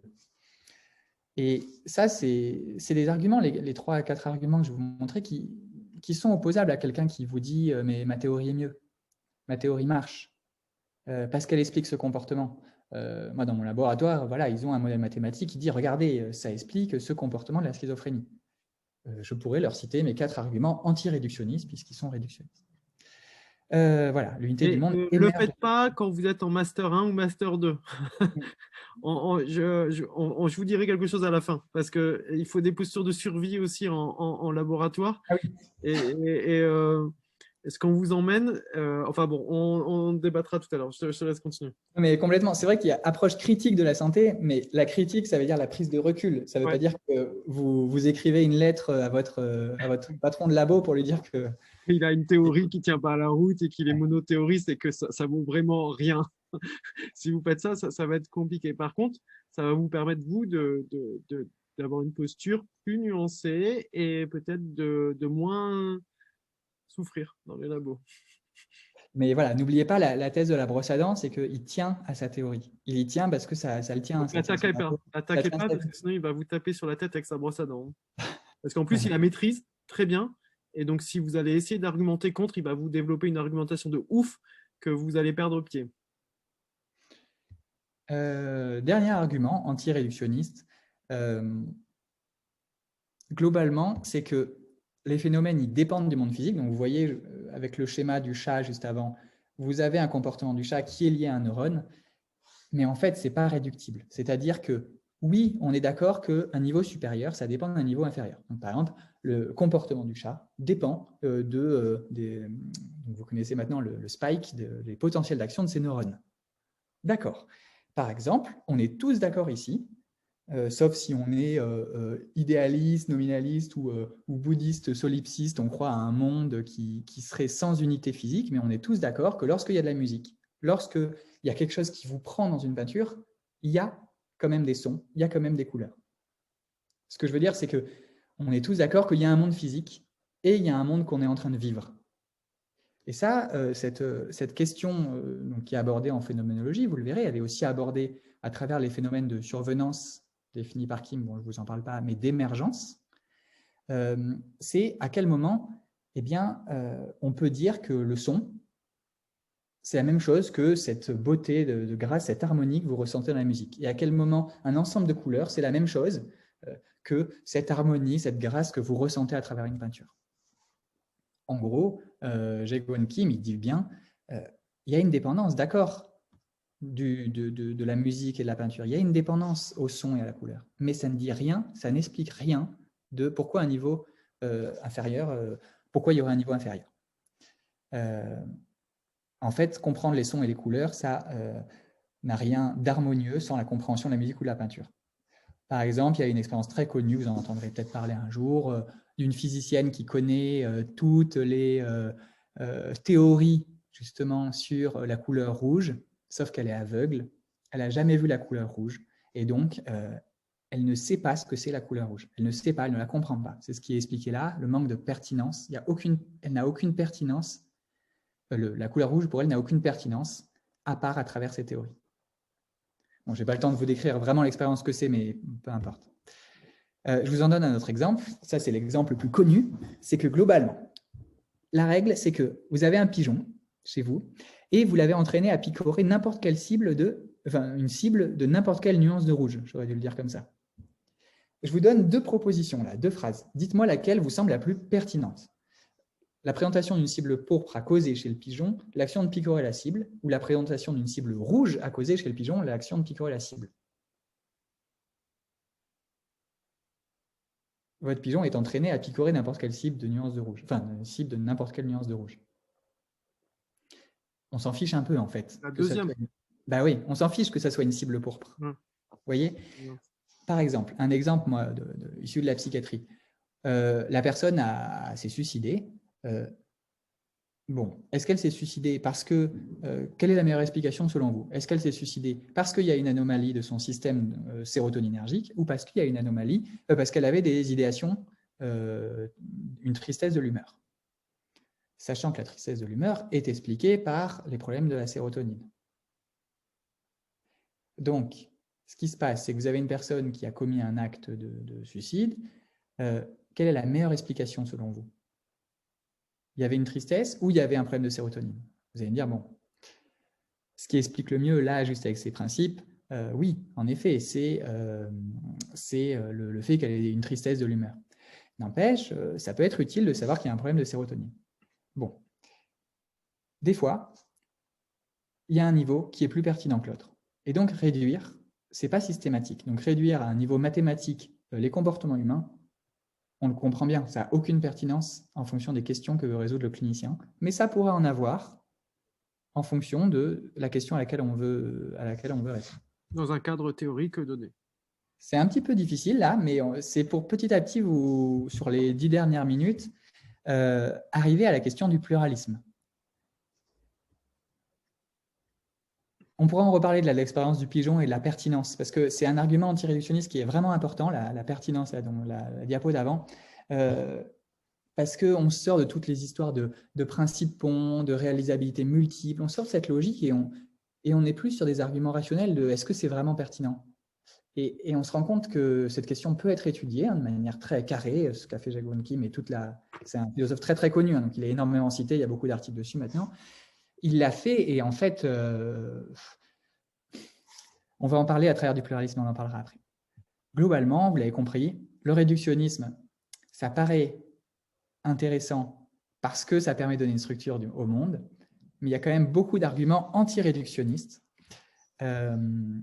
Et donc, chercher à dévoiler un ordre, une structure cachée derrière tout ça, c'est quand même pas évident. Donc, on va prendre la deuxième option, c'est accepter qu'on ait un monde qui est organisé hiérarchiquement en niveaux et que chaque niveau ait ses lois. Et donc, accepter de vivre un supermarché chaotique de théories et peut-être accepter plusieurs théories en même temps. Donc, ça veut dire plusieurs visions du monde. Et donc, plusieurs mondes peut-être. Alors, première diapositive, c'est pourquoi la médecine, elle gagnerait à être pluraliste. Et puis, deuxième chose, c'est comment faire ça? Comment accepter qu'il y ait plusieurs visions du monde, qu'il y ait plusieurs théories qui soient valables, qui soient justifiables? Comment accepter, si vous voulez, qu'il y ait deux labos qui expliquent le monde de deux manières différentes, pourtant qui parlent de la même maladie ou du même problème, du même comportement? Et on va voir comment on peut coordonner ça. Globalement, en médecine, j'ai fait une petite revue de questions de pourquoi le pluralisme marcherait mieux. Vous l'avez vu avant, est-ce que la médecine, elle va vraiment gagner quelque chose à réduire les phénomènes à des niveaux inférieurs? Donc là, c'était l'exemple tout à l'heure de la crise convulsive, ou tous les autres exemples, du pigeon, de l'idée suicidaire. Est-ce que ça sert à quelque chose d'aller voir à un niveau inférieur? Est-ce que ça sert à quelque chose, quand vous voyez votre patient convulsé, de dire « Oula, don't panique, c'est de la génétique ». Voilà, je ne suis pas sûr. Est-ce que globalement, diversité qui montre de multifacettes dans le même sujet, voilà. Est-ce que voir un sujet de différentes manières, ça ne peut pas être bénéfique? Ça, c'est une thématique qui s'appelle, donc on pourrait dire, un perspectivisme. On a plusieurs perspectives sur le monde. Et en fait, le fait de regarder un objet sous différentes perspectives, ça peut nous apporter beaucoup plus de visualisation de cet objet-là. Mais bon, on va le voir par la suite. Regarder de différentes manières, ce n'est pas sûr que ça montre le même objet. Et donc, il va peut-être falloir considérer, on ne va pas en parler, mais il va peut-être falloir considérer qu'on n'ait jamais accès à cet objet du monde. Et actuellement, vous l'avez compris, les philosophes des sciences et donc implicitement les scientifiques, depuis une vingtaine d'années, deviennent pluralistes. Ils ne croient plus trop au réductionnisme, à une unité cachée derrière le monde. Le problème, c'est que être perspectiviste, ça accepte de ne pas connaître son objet scientifique. Et c'est son objet, en fait, même l'objet du monde. Ce qui est difficile, c'est que si vous voulez être pluraliste, si vous voulez avoir différentes perspectives sur un même objet, si vous voulez regarder cette table de différentes manières, comme un physicien, comme une personne de la vie courante, il va falloir accepter de ne jamais avoir accès à ce que c'est vraiment cette table. Et cette acceptation-là, elle est difficile parce que vous n'aurez pas une théorie qui est reliée à un objet du monde. Troisième point, être pluraliste, c'est pratique parce que, eh bien, ça permettrait plus ou moins de relier croyances, intentions, vécus subjectifs, désirs, tout ça, à l'objet scientifique qu'on maîtrise ou qu'on manie. Et bon, là, j'ai un petit peu répété, la pratique clinique a peut-être sans doute besoin de différentes perspectives. Et puis, ça permettrait de prendre en compte des facteurs environnementaux et sociaux qui, vous l'avez vu, sont entièrement absents de ma présentation jusque-là. C'est-à-dire que quand on est réductionniste, on parle de comportement, on peut rentrer en détail en mettant l'environnement, mais globalement, on a du mal à intégrer des facteurs qui sont beaucoup moins conceptualisables que des comportements, qu'une échelle de dépression dont parlait Jean-Arthur, etc. Et en faveur du pluralisme, bon, pour continuer cette revue, on va dire, d'arguments pour le pluralisme, c'est qu'on voit qu'il y a des facteurs qui s'auto-influencent. Donc ça, je vais vous le montrer rapidement après. Et que les troubles sont de nature historique en composante sociale. Donc je vous donne l'exemple de la compétition sociale. C'est que globalement, il y a une théorie qui dirait vous avez une dépression parce que vous ne correspondez pas à ce qu'attend de vous la société. Vous êtes dépressive, par exemple, vous avez une forme de dépression, vous avez un burn-out, parce que vous n'arrivez pas à répondre à ce qu'attend de vous votre chef, et donc vous tombez dans cette tristesse parce que il y a une compétition sociale et que vous ne faites plus partie du jeu. Et donc, ça, ce n'est pas explicable à travers le réductionnisme. Et puis, bon, là vraiment j'avance, hein, je fais exprès d'accélérer un petit peu sur cette diapositive. Globalement, il y a des problèmes liés à l'environnement, comment on l'inclut, et l'environnement modifie les profils de risque. C'est-à-dire que, bon, cette phrase c'est un petit peu complexe à comprendre, mais globalement, si tout va bien, une personne qui est handicapée dans un certain contexte ne le sera pas dans un contexte où tout va bien. Et donc, en fait, il y a quand même un lien entre même la génétique et l'environnement qui est très fort. Et puis, bon, une nosologie, je ne vais pas en parler. J'ai accéléré sur les arguments pour le pluralisme. Premièrement, parce que vous pourrez les relire, les retrouver. Deuxièmement, parce que je pense que je n'ai pas envie de vous convaincre que le pluralisme, c'est mieux, vous l'avez compris. Et troisièmement, parce que je préfère garder du temps pour les questions et vous montrer les deux versions actuellement du pluralisme. Je vous disais tout à l'heure qu'on a du mal à mettre deux théories ensemble. Le pluralisme, c'est dire on accepte qu'il y ait deux théories. Donc, vous l'avez compris, quand on accepte qu'il y ait deux théories, on accepte très fortement qu'il y ait deux visions du monde. Donc, il faut passer le cap, mais il faut se lancer, c'est la voie du pluralisme. Et en fait, il y a deux manières de faire ça, d'accepter que deux théories peuvent être compatibles. Alors justement, on accepte qu'elles ne soient pas vraiment compatibles, mais qu'il y en ait deux. C'est ce qu'on appelle un pluralisme tolérant. Dans cette première version du pluralisme, je vous en donne deux exemples. On va considérer que les deux théories sont vraies, mais il y en a une qui a été détrônée par l'autre. Ça, c'est l'exemple d'un pluralisme défini par Thomas Kuhn, où il dit qu'il y a un ensemble de théories à une époque donnée. Donc là, en bas, sur le schéma, vous avez l'échelle du temps. Vous avez, par exemple, plusieurs théories qui expliquent le comportement de l'enfant en psychanalyse des années 1900 aux années 1950. Donc là, c'est la première petite bosse. Et puis, vous allez voir que là, ça se complique. Il y a des neurobiologistes qui arrivent et qui disent « mais non, mais ça marche bien quand on bouge cette molécule, etc. » Vous voyez, là, ça fait des secousses dans la communauté scientifique. Toutes ces théories qui expliquaient bien le comportement, eh bien, elles sont renversées. Et donc ça, c'est ce qu'on appelle une révolution scientifique. On a une science là qui doit tout recommencer de zéro, une science, on dit, immature, et elle va reconstruire l'étude des comportements, l'explication des maladies, des fois en changeant le nom des maladies, donc vous l'avez compris, en changeant de vocabulaire, en changeant de loi. Et en fait, il y a deux théories qui sont compatibles, mais pas en même temps. Il y en a une, puis il y en a une autre. En vérité, cette vision d'ensemble de théories qu'on appelle paradigme, qui se succèdent, elle est un petit peu dépassée aujourd'hui. On sait bien que dans un champ scientifique, il y a plusieurs paradigmes qui coexistent. Ils sont côte à côte. Et là, c'est le pluralisme qu'on voit à côté, un pluralisme tacheté. À chaque fois, ils ont des jolis noms, les pluralismes. Là, ça veut juste dire que votre psychanalyste et votre neurobiologiste, ils vont expliquer la dépression. Ils vont être dans des laboratoires côte à côte. Ils vont tous les deux avoir raison, parce qu'on est tolérant, n'oubliez pas, hein, c'est un pluralisme tolérant. On est tolérant, on tolère qu'ils existent. Et en fait, ce qu'a développé Nancy Cartwright, c'est dans ses livres entiers, elle va dire comment on va sauter d'une tâche à l'autre. Vous voyez, ou par exemple, là, moi, je suis dans un laboratoire, là, pendant 3 mois, je vais être dans une tâche avec mes lois, mon vocabulaire. L'autre mot, c'est des poches nomologiques, c'est-à-dire il y a des poches, des tâches faites de lois. Nomologique, c'est ce qui se rapporte aux lois. Et globalement, je crois à ces lois, je crois à ce vocabulaire, et puis un jour, j'aurai une autre question à résoudre, je vais sauter à une tâche suivante. Et en fait, être pluraliste, on est tous un petit peu naturellement pluralistes comme ça. C'est-à-dire qu'on croit, on tolère qu'il y ait l'autre, on accepte qu'ils vivent avec ces questions, on accepte qu'ils vivent avec ces lois, mais on n'y va pas non plus. Parce qu'on a besoin de résoudre notre question, on a besoin de répondre à ce qui nous anime, à manier notre modèle, à finir son master, etc. Voyez? Et donc, on accepte qu'il y ait autre chose. Cette acceptation-là, on la connaît en médecine avec le modèle biopsychosocial.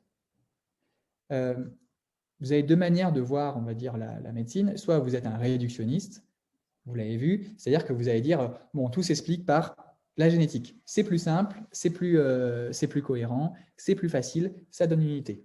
Soit vous essayez d'accepter qu'il y a du biologique, du psychologique et du social. En fait, ce modèle, il est très critiqué. J'aurais voulu vous présenter les critiques aujourd'hui, mais je pense que je n'aurai pas le temps, parce qu'en fait, il ne fait que dire il y a du biologique, du psychologique et du social. Et en fait, une fois que vous avez dit ça, vous avez tout dit, mais vous n'avez rien fait. Vous avez été tolérant, certes, mais ça ne va pas beaucoup plus loin.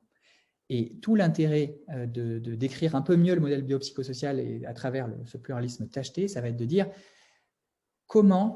quelles sont les questions qui vont nous permettre de passer d'une tâche à l'autre, du biologique au psychologique, du psychologique au social. Pourquoi il y a un passage des fois du biologique, du psychologique au social? Pourquoi? Pour quel intérêt? Quel gain on a à y gagner? Et c'est ce qu'a décrit Cartwright globalement. Globalement, si vous êtes un petit peu ouvert et si vous êtes dans cette UE, vous êtes sans doute je sais pas comment on dit, des pluralistes tachetés. Il y a une autre manière de faire du pluralisme. C'est d'essayer d'intégrer les tâches l'une à l'autre, d'essayer d'intégrer un labo avec un autre, d'essayer de dire on va rassembler les lois ensemble, on va rassembler le vocabulaire ensemble, on va rassembler les scientifiques et on va inventer quelque chose de vraiment donc transdisciplinaire, interdisciplinaire, transdisciplinaire plutôt, et d'essayer de mettre ça ensemble. Et donc, je vous en donne deux exemples. Le premier, c'est, donc je vous disais, hein, ils ont des noms très drôles. Le pluralisme saupoudré, c'est de dire, vous avez une personne qui a une dépression. Vous allez réfléchir une minute à quel serait le meilleur niveau qui permet d'expliquer sa dépression. Donc même si vous n'êtes pas psychologue ou psychiatre, hein, à votre avis, est-ce que vaut mieux expliquer à la personne qui est devant vous, c'est parce que vous avez une humeur triste. Ça n'explique pas grand-chose. C'est parce que vous avez vécu des événements difficiles. C'est parce que vous avez un problème de sérotonine. C'est parce que vous avez un problème génétique. Qu'est-ce qui, selon vous, est le plus pertinent pour la personne? Bon, la question n'est pas très difficile. Pour la dépression, globalement, on dit c'est quand même mieux d'axer notre argumentation et de répondre à cette question avec le niveau plus comportemental, social, environnemental. Vous voyez, je ne l'ai pas mis environnemental. Globalement, c'est sans doute parce qu'il a perdu son chien. Vous voyez, et ça s'explique beaucoup mieux que parce qu'il y a un problème génétique, etc. Et en fait, dans ce pluralisme saupoudré, c'est qu'on dit c'est d'abord un niveau qui est important, le niveau sociologique ou environnemental, mais on accepte qu'il y ait aussi des niveaux génétiques. Par exemple, quelqu'un d'autre qui aurait aussi perdu son chien ne serait pas tombé dans une dépression parce que la génétique n'aurait pas causé cet état-là. Ce que je veux dire par là, c'est qu'il y a des niveaux qui sont plus importants que d'autres. Et donc, le saupoudrage, il se fait que, vous voyez, sur certains niveaux, ça donne beaucoup d'explications, c'est très consistant, et puis le saupoudrage, il s'est un peu disséminé sur d'autres niveaux, la génétique, elle explique, mais qu'un peu. Inversement, les hallucinations et la schizophrénie, à votre avis, qu'est-ce qui les explique le mieux? L'environnement, enfin, ou juste d'avoir vu quelqu'un, les neurotransmetteurs ou la génétique? Bon, je ne sais pas si vous connaissez le domaine, mais globalement, on a envie de dire la génétique et les molécules, elles expliquent mieux quand même le fait qu'il y ait des hallucinations. Il y a un phénomène qui est quand même très particulier. Ce n'est pas juste un problème environnemental. Il y a des hallucinations. Donc, vous voyez qu'il y a certains niveaux, pour le même trouble, hein, j'aurais pu vous donner deux symptômes de la schizophrénie, il y a un certain niveau qui, des fois, est plus important qu'un autre, mais en même temps, les autres niveaux sont quand même touchés. Voilà, je ne sais pas si c'est clair. Globalement, dernier point, un peu plus raffiné, c'est qu'au lieu de dire juste il y a des niveaux qui sont touchés, on va dire qu'ils se causent les uns les autres. Alors, dans ce pluralisme intégratif qu'on dit causal, vous allez imaginer que ça fait 10 ans que vous êtes au bar. Vous êtes au bar parce que vous aimez bien boire et en fait, vous êtes devenu alcoolique. Vous êtes devenu alcoolique, ça a fait que vos molécules, elles se sont modifiées dans votre cerveau.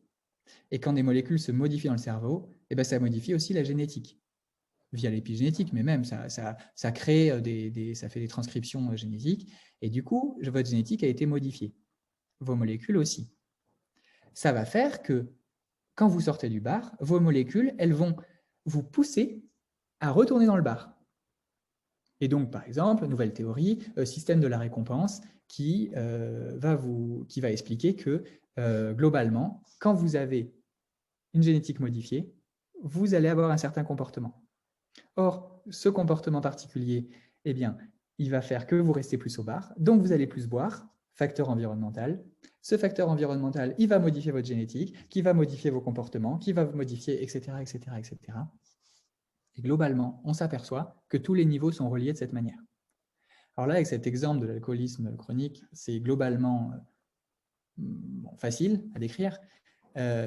En fonction de la discipline dans laquelle vous travaillez, c'est des fois beaucoup plus complexe d'essayer de définir comment ces niveaux interagissent entre eux de manière causale, c'est-à-dire que vraiment l'un entraîne l'autre. Ça, je ne vais pas rentrer dans le détail, c'est plus pour vous laisser la diapositive, mais globalement, on va être plutôt tolérant ou plutôt intégratif en fonction de la question. On va être tolérant, donc si on veut répondre à une certaine question, on va être tolérant. Et on va être intégratif quand on va essayer de trouver quels sont les niveaux les plus importants. Et il y a des caractéristiques à chacun de ces pluralismes. Je ne les décris pas, c'est un petit peu complexe. Globalement, c'était pour vous les présenter et pour laisser la discussion ouverte.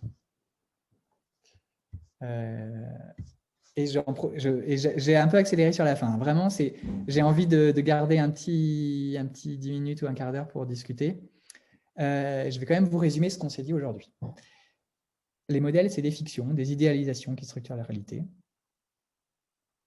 Les modèles diffèrent de théories, qui sont constituées d'un vocabulaire et de lois.